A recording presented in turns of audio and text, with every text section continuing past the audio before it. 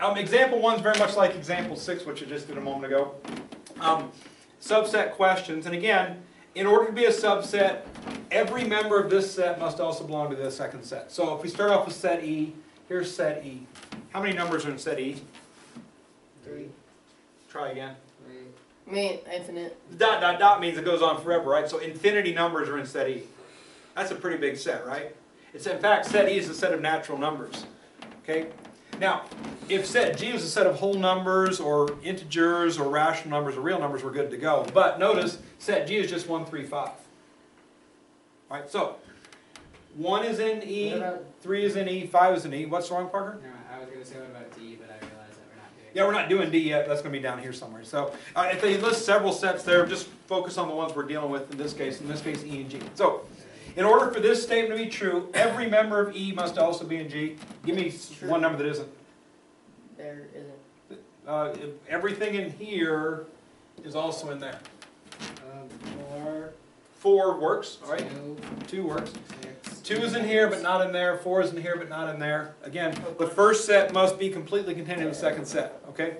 6 and everything. I think Mitchell's moving ahead to the second one, which, I mean, that one we'll see. But looking at set E, a member of set E2 is in E, but not G. All right, so again, all you have to do to prove a subset wrong, find some number that belongs to this that doesn't belong to the other set. This set on the right is supposed to be the one that has everything in it. With one on the left, it only has to contain pieces. Okay, looking at part B here, G is a subset of E. So now, everything in G must also belong to E. All right, so 1 is in there, 3 is in there, and the dot, dot, dot moves up to 5, right? So 5 is also in there.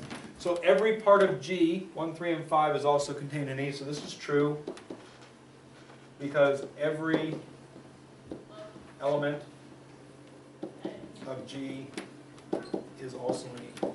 We just say because 1, 3, and 5 are all in E. That works too. All right. 1, 3, and 5 is another way of saying every element of G, right? If you get a bunch of numbers, then that's easier to state. I mean, Yeah. if there was like 500 numbers in G, because I can make that happen. I mean, You could I can put 1, comma 3, comma dot dot dot, comma 597, comma 599. That's every odd number from 1 through 599. All right, so we can establish sets like that.